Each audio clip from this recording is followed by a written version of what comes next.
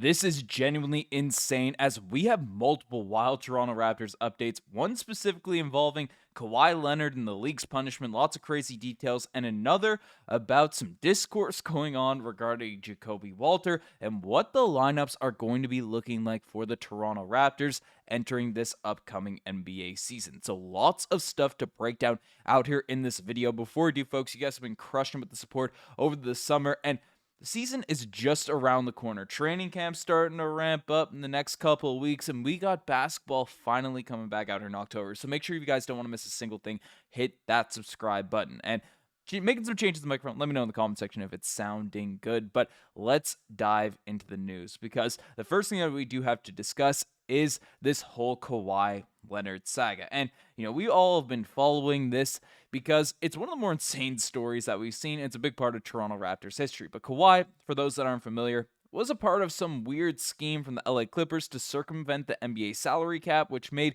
him stay in LA for a long period of time. And of course, leave the Raptors and all that different stuff. But now this situation keeps getting more insane, not specifically on the details on the Kawhi front. We have some of those as well, but specifically how the NBA is going to handle this entire situation. So I'll break down some of the new updates on this whole stuff first, because firstly, the Clippers are sick of Kawhi. They want him gone, as essentially a report has come out from an anonymous Clippers executive that that this has been a nightmare. He's an incredibly talented player when he's healthy, but as everyone knows, he is rarely healthy, and his camp is just so difficult to deal with. His time here, thankfully, is coming to an end soon. So that's the first real interesting part of this is, there's people within the Clippers organization essentially admitting that he will not be with the LA Clippers long term. And of course, all eyes are speculating, hey, who's going to be able to pick him up? Is he going to be a free agent? Where's he going to go? Where's he going to be?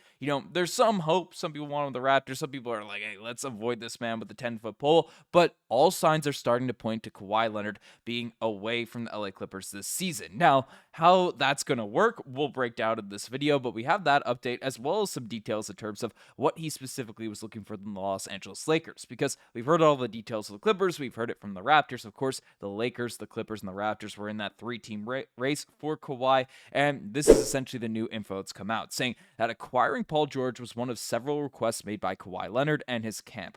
Led by Dennis Robinson, of course, Uncle Dennis, who outlined a series of asks for the Clippers in the days leading up to July 5th. Those requests included part ownership of the team, access to a private plane, a house, and guaranteed off-court endorsement money, one source with direct knowledge of the talks said.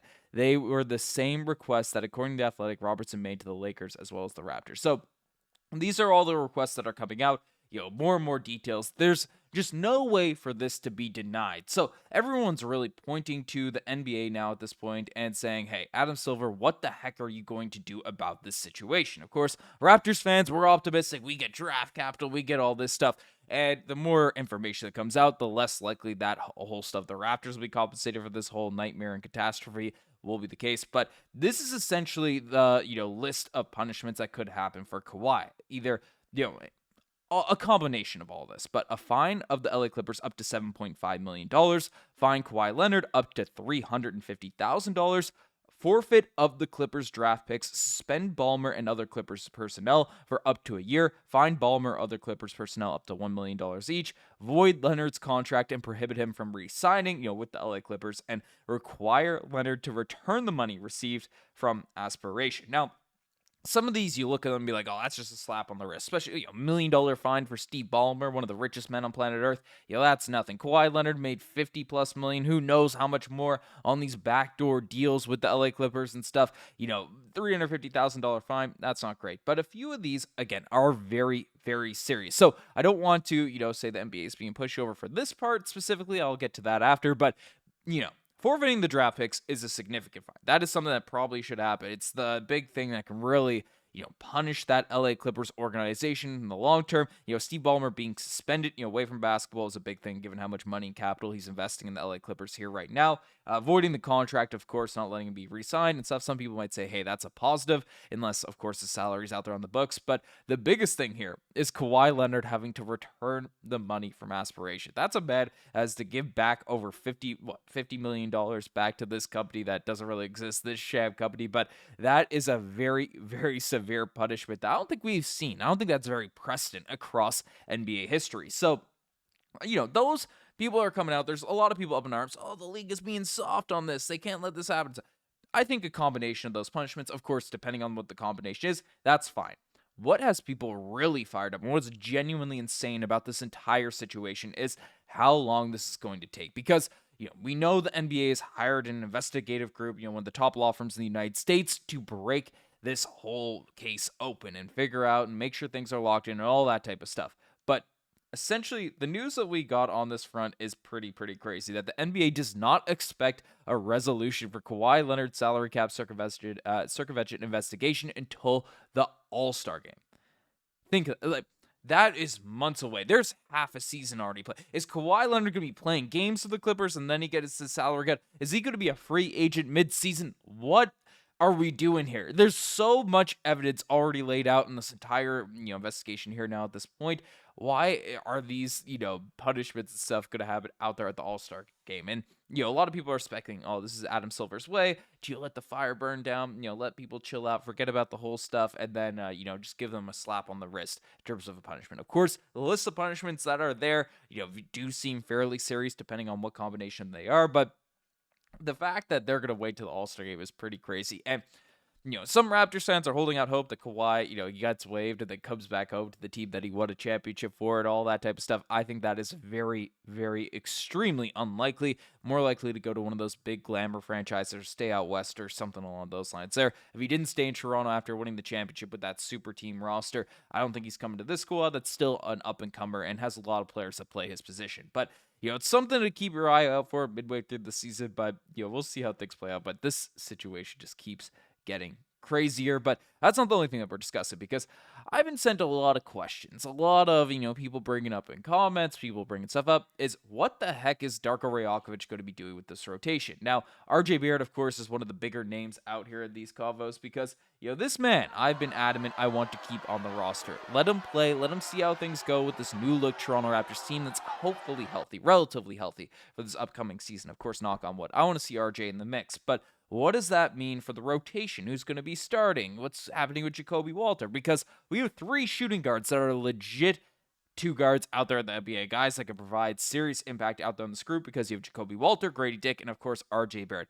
What's going to happen with the decisions on all of those guys? Well, there was this, the article sent out, regards breaking down this whole situation, what the Raptors' expected lineup's going to be, and it seemed like a rage bait sort of setup. It was either completely, and there's evidence for both of this because people love those clicks or whatever, but realistically there's a starting lineup and second unit that was thrown out there. Essentially IQ, Gradey Dick, Brown and Jakob, Scottie Barnes, Jakob Poeltl being the starting lineup, and then RJ Barrett coming off the bench, and then no Jakob Poeltl in the top 10 of the rotation in sight. Not even bringing him up out there whatsoever. Now, if you look at the spelling of these names, Jamal Shead and Sandra Mamu Kelishvili, like, what are we doing here with the spelling with all this? But RJ Barrett coming off the bench, you could definitely make an argument for it on the offensive end, it making a little bit more sense. Gradey Dick hustler, but space on the floor and, opening up the lanes a little bit more for Brandon Ingram, Scottie Barnes, IQ, all these guys, especially where Jakob Poeltl's not much of a floor spacer, at least as of right now.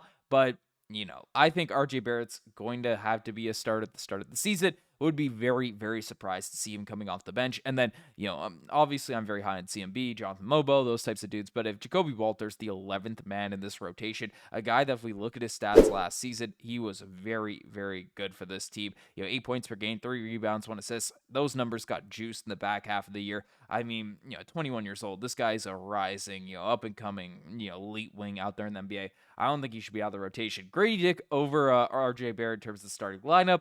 I could see the arguments for it, but it would definitely surprise me, especially on night 1 of the NBA season. But I don't know what you guys think about all of this in the comment section down below. Do you think that's the right lineup for the Toronto Raptors, or is this just some random thing that they can't even spell the names right? So why are they giving an opinion? Let me know in the comment section down below. You guys best think as far. Subscribe to the channel if you guys haven't already. Anyways, I'm signing out.